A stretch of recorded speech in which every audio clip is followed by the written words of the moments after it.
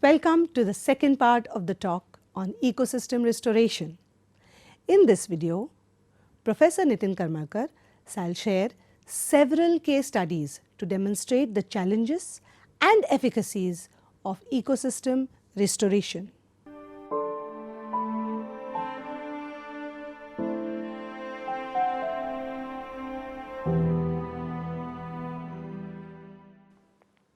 Now I am going to speak about the various reasons by which a ecology get disturbed. This is one beautiful example. Invasive species can disrupt an ecosystem. In the picture you can see, in fact, there is a brown snake, brown tree snake introduced to Guam in cargo. This particular brown tree snake, which is called as Boiga irregularicis, it's native in Australia and was introduced to Guam. So from a place where it was native, from there it was brought to and introduced as a new species in altogether a different ecosystem, that is the Guam island, and it happened very accidentally in the 1950s, but the results were very devastating sort of. To a great extent it was overall responsible for the extinction of 3 out of 4 seabirds, 9 out of 13 forest bird, 3 to 5 out of 12 reptile species on the island of Guam. This snake caused the extirpation or a serious reduction of most of the islands, that is 25 resident bird species on the main island of Guam. So this is a very good example by which we can understand bringing in a species, an outside species, how to a great extent adversely change the scenario in the native ecosystem as such. Another good example, this is Nile perch, Letus niloticus.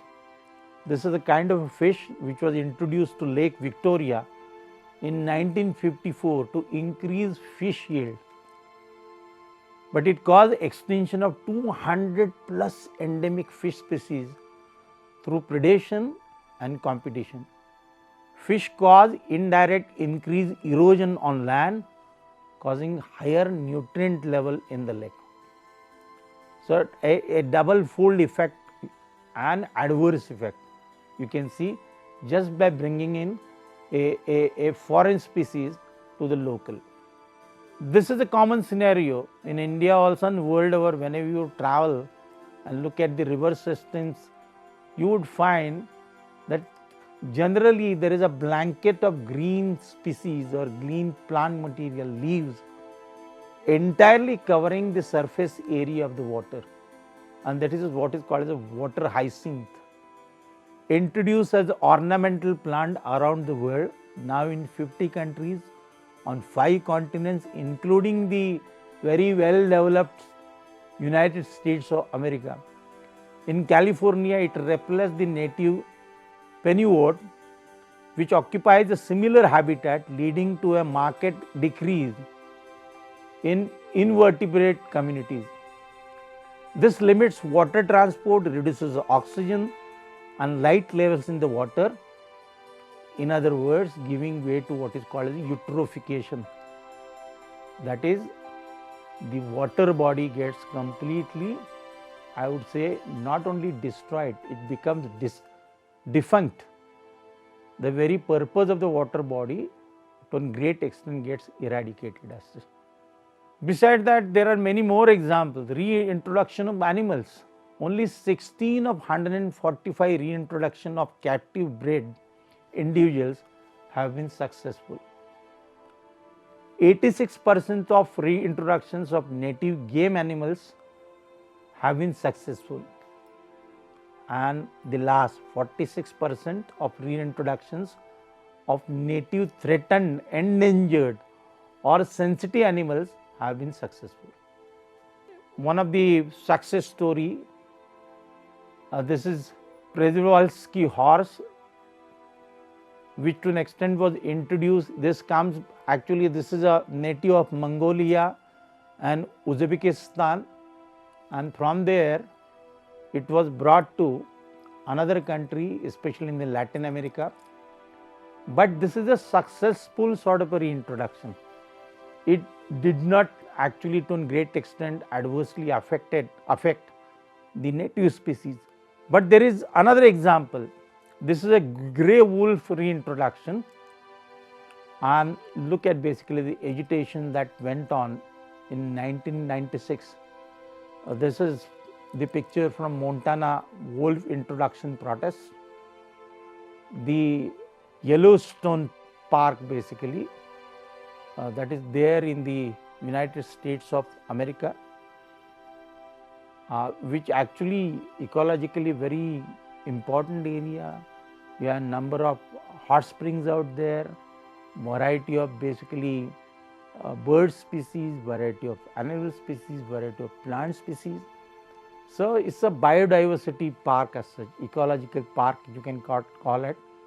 Yellowstone Park it is called. And therein this particular wolf was introduced. So the reintroduction and management of wolves in Yellowstone, in National Park and the Central Idaho Wilderness area, in fact they had to put in a committee, specific committee was installed to look at the wolf management basically in that particular arena. And this particular introduction to a great extent caused severe damage to the local native species, both animal as well as the plant. So species of prey killed by wolves, you can look at basically 98%, and only 2% by other means to a great extent got extinct. So this is the Yellowstone wolf prey story. So what do we understand from this, or what do we learn from these examples? So when reintroducing animals, we have learned that larger founder populations are more successful, habitat suitability is important, increased number and sizes of clutches, litters enhances success of establishment, herbivores are more successfully established than carnivores. This is very important. Herbivores are more successfully established than carnivores. So you had two examples. The one which I mentioned about the horse coming from Mongolia, it's a herbivore species, and the wolf, that is a carnivores. Competing species in area may prevent successful establishment. So these are the lessons that we have learned from the reintroducing animals. When we speak about the restoration ecology or ecological restoration, actually the human role is very important. Human involvement in recovering from a disturbance. Here are two pictures. Basically, this is a wetland, to a great extent became completely dry land. And in the second picture, you can see how a participatory approach to a great extent have brought about a significant change, or rather to a great extent been able to restore it to its natural condition. So there has to be a participation of the human being as such in this restoration ecology.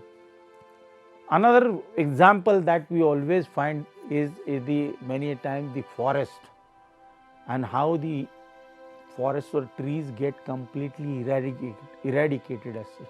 We to a great extent have categorized them into commercial uses and ecological uses. And this particular table depicts about wood can be used mostly for the purpose of making sort of a, I would say, furniture or construction of houses. Variety of wood material, especially the timber, then it can be used as a firewood, it can be used for making paper as a pulpwood. For food purpose, basically many times we cut down the trees. Gums and resins, these are the byproducts of many of the important trees. Fibers, canes, fodder, for that purpose also trees are cut. Some of the trees are of medicinal values, they can be used for making drugs, making basically medicines. For that purpose again we cut down the trees. So these are the commercial basically uses of various different species that exist in a given forest. What are the ecological uses? Once you cut a tree, you indirectly are affecting or rather causing destruction or degradation of the ecological system, because each individual has an important specific role to play in the given ecosystem. So wood basically regulates the water cycle, produces oxygen, absorbs pollutants, acts as a sink of carbon dioxide, reduces global warming, driving energy flow and nutrient cycling, habitat for wildlife, and conservation of soil.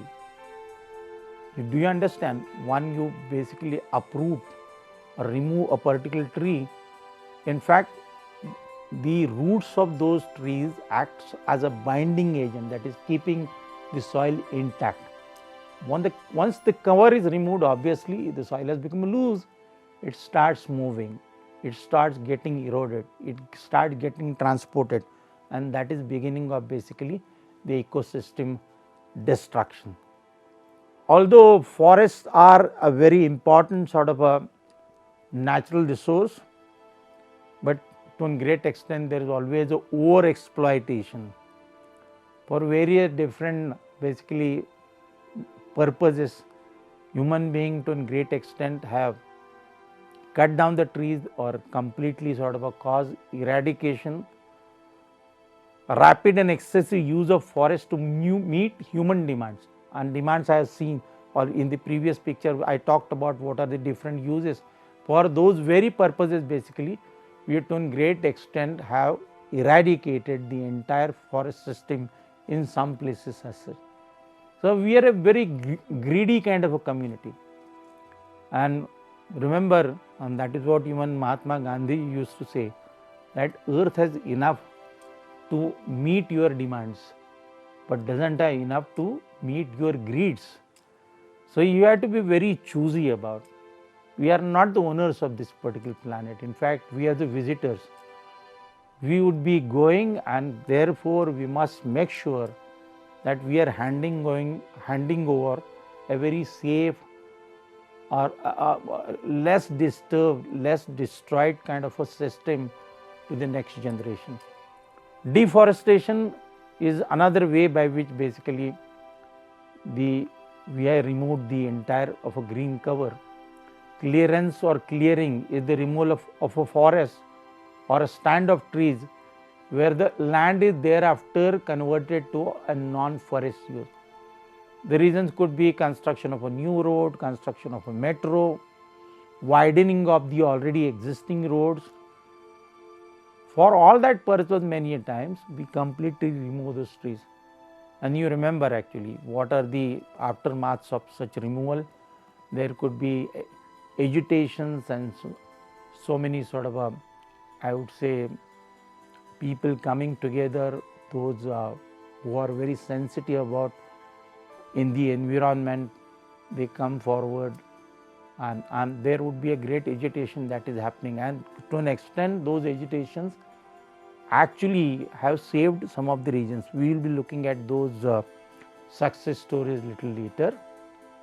So this is how basically the exploitation happens, removal of trees for the very purpose of various different, as a firewood or maybe for the furniture purpose basically, or for housing, or sometimes even the leaves can be used for various different purposes.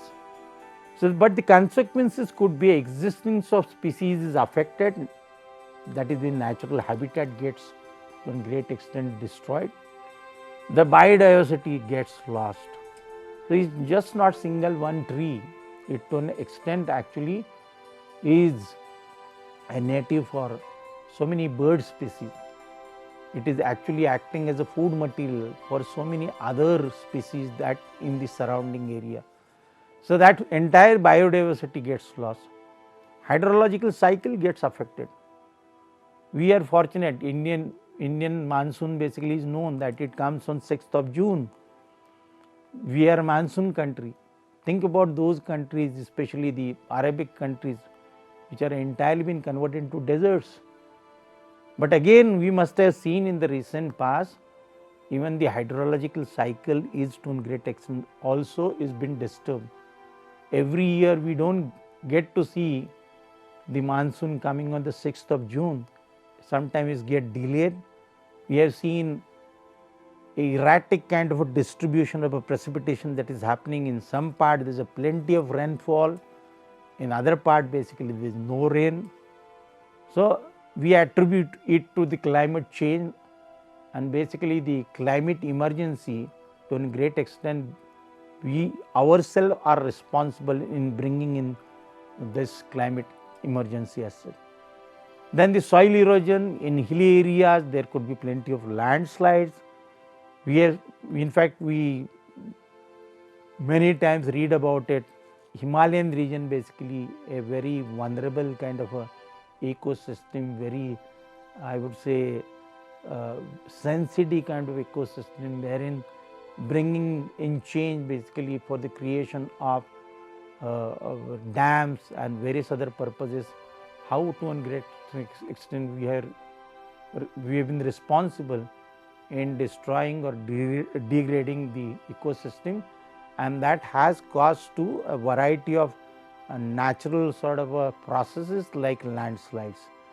Increase in carbon levels, that is what we call as a global warming. Dams are not a new thing to every one of us. In fact, in India we have seen there is plenty of water that comes from the Himalayan part, the Ganges, the Yamuna. Many of those rivers basically to a great extent bring in a lot of water, and then in the floodplain area it gets stored. Some water goes down, there is an infiltration of water. That's how the recharging of the groundwater system takes place. So dams are important. In a populous country like India, when we have to feed a population to the tune of about 130 crores, we have to grow basically that much amount of food grain. And when the rain is erratic, obviously, we must store that water. For that very purpose, we have created dams. On every river system, you would find virtually there are dams being constructed. So they are important. They are not only important from the point of view of storing water for the purpose of irrigation, but at the same time for the generation of electricity also, they are equally important. But it is a very controversial issue as such. The advantages on one side we can see, it checks floods, famine, generate electricity, reduces water and power shortage, provide irrigation water to low areas, promote fisheries, employment. But look at the list of disadvantages that it can bring about. Loss of forest area, large land under submergence. So virtually we have seen basically after every construction of a dam, people to a great extent been actually removed from that particular habitat.